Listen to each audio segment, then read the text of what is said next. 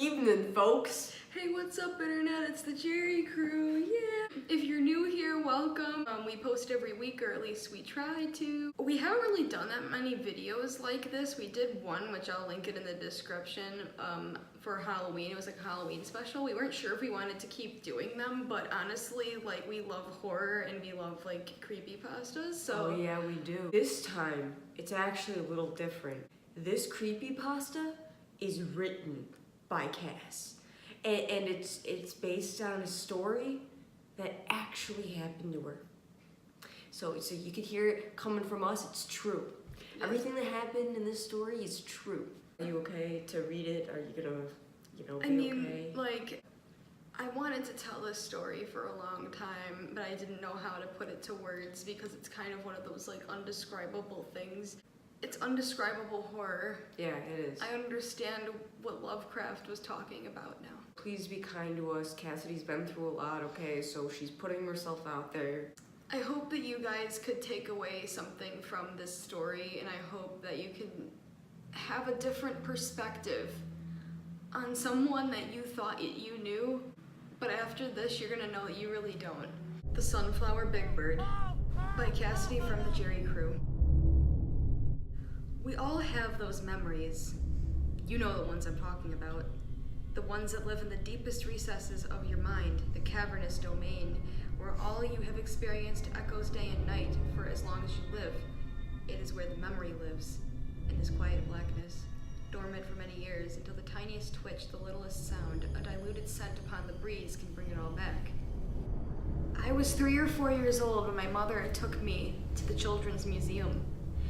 I wore little rain boots and scuttled along in an oversized pink princess coat. I was with some other kids, cousins maybe, I can't remember. You see, in the dark place, only the loudest echoes can be heard and realized.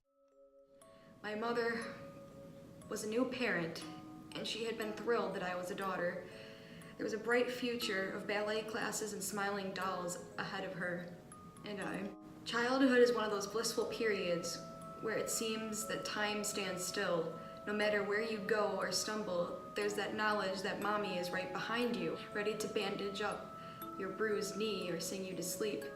My mother was a good mother. She could not foresee what was about to happen. To this day, I still cannot bring myself to tell her.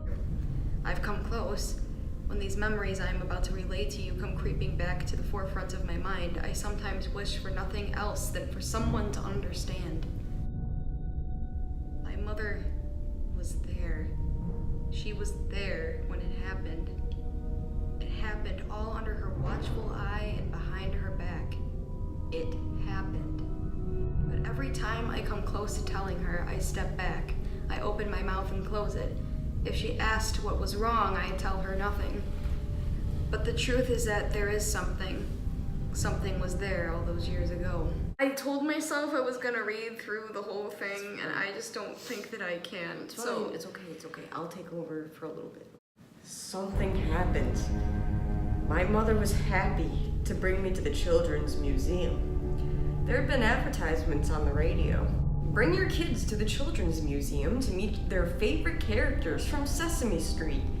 Together, your kids can play with their furry and feathered friends while learning about ABCs, shapes, colors, fruits, and vegetables. The earliest years of childhood are the most important for a child's life, and for only $20, your child can get a head start on learning. Bring in your own VHS tape, and we can make a copy of your child being on the show. Come play with us today. We'll be looking forward to meeting you on Sesame Street. My mother thought she was doing a good thing. It was what they wanted her to think.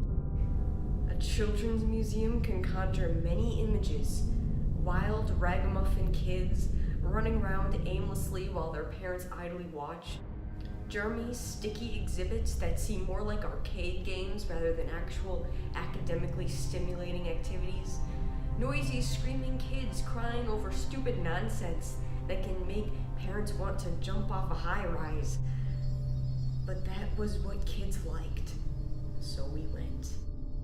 I don't know if it would make it better or worse if I was alone, but all I know is that being in a crowd was definitely a disturbing experience. There was so much noise, so much energy, so many joyful screams. All I could do was stay silent, my eyes darting around. I knew my mother was in the room. I just couldn't see her. When we fully entered the Sesame Street exhibit, the walls narrowed. They were painted black so as to create the atmosphere of a submarine, perhaps. But the paths kept getting narrower and narrower, and the children's excited hollers became deafening. These were not the only voices to be heard, however. The gleeful giggles of Elmo serenaded us as we made our way through the back-walled room. Scenes from the television glowed and played around us, contrasted to the dark. The chattering of the television screens added to the soul-shattering noise, but we persisted. I thought that there was going to be a way out. I was wrong. Then we reached the chamber. Like the walls around us, it too was black. There I was, cramped wall to wall, shoulder to shoulder, with a bunch of little sweaty strangers, all of them making indiscernible noises. He struck again. The largest screen I had yet seen stood before me. First, it was black like the walls around it. Then, with a flash, an indescribable horror made its presence known. It was huge, with big eyes goggling down at us, seemingly glad that we were trapped and helpless in its lair, and had giant, three-toed feet supporting legs clad in a sickening green. I can't even read it. I can't read it, Cass. I didn't experience it like you did. I still can't read it. But I need... I don't give a fuck. As my eyes glanced upward, beholding the towering body, I began to understand what this monstrosity was, though its intentions were still unknown. It was Big Bird. The exuberant yellow of his feathers stood like beacons in the darkness, just as he wished that they would. But this Big Bird was different. On his wings there were no visible yellow. Instead there was green. Green beyond any green I'd ever seen. Where yellow feathered wings should have been, instead there were monstrous leafy appendages like that of a plant. The green continued upwards upon his body until I beheld his face. The yellow feathers fanned out around him, but there was more, another texture to the yellow. Petals. They were petals. And in the center of these was his terrible face, like a catastrophic, cruel sun, glowering down at us, his beak gleeful, but his eyes soulless. He spoke in a language unknown, a language that which only a few chosen could understand. And when they heard it, they began to jump and move about in an apparent reverential revelry. I stood still. I was immune, you see. All I could do was stare at him. The sunflower Big Bird seemed content with the praises of the other children, for a while, until he noticed a still body in the moving swarm, a body which belonged to me. He compulsed me forwards, and though I did not move, the horde around me moved me to him. When I stood the closest to him, standing near his giant orange feet, another smaller screen appeared. Turned itself on. I could see my own eyes widening in terror. I was in the screen, there with the sunflower Big Bird. He stood behind me. His green appendages rested on my shoulders, and I swore I could feel the corporal weight. I shivered. Something compelled me to look up. In the physical world, there was nothing but the black ceiling. In the television world, however, there was his giant, terrible, beaked face. In the screen world, I saw his throat pulse. He pointed his beak down and opened his mouth. Tiny pellet-like particles fell from it. I happened to catch one in my hand. looked down. A sunflower seed. Suddenly he spoke. His words reverberated in me, traveling to my very core.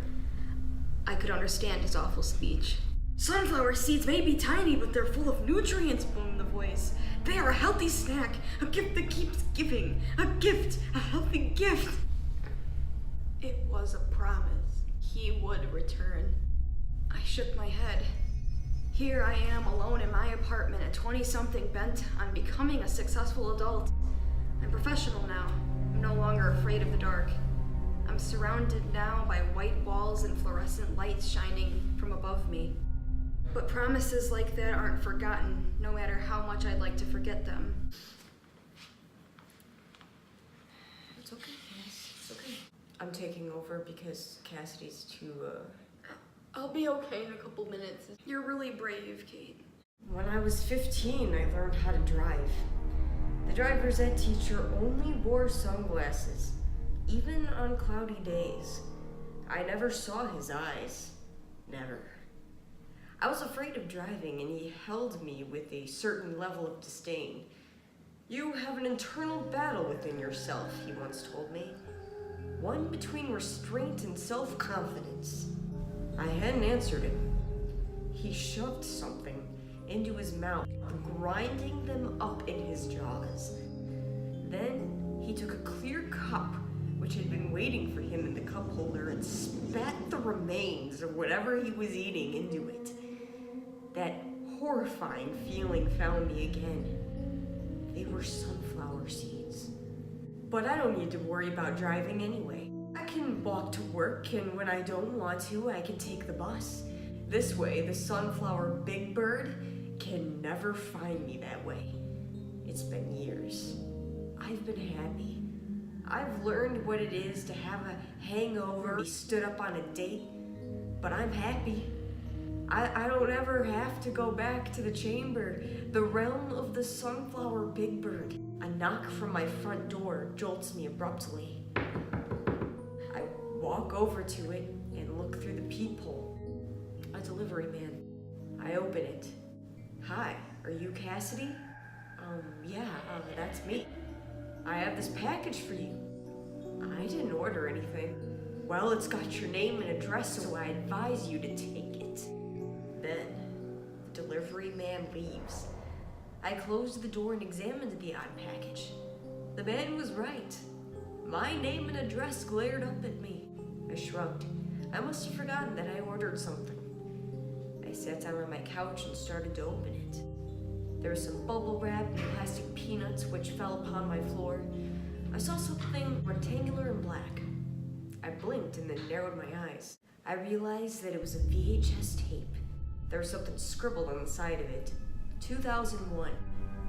An uncomfortable churning befell my stomach. On the front of the tape, there were other scribblings. Come visit Sesame Street. There was something else in the delivery box. Part of me didn't want to see what it was, but the other part of me had to. I lifted up the plastic bag. I guess I should probably just read it and get it over with. What was the plastic bag? A package of sunflower seeds. My time had come. I don't really know, how much longer we have to, how much time we really do have. So I just want to let you guys know that we love you. Yeah, so we don't know how much time we have, but we love you a lot. We love you a lot. We really, really do. And I mean that from the bottom of my... Kate? I'm ready for the sleepover. No, please, Big Bird. Please, Big Bird, we're scared. Sometimes it's fun to be scared.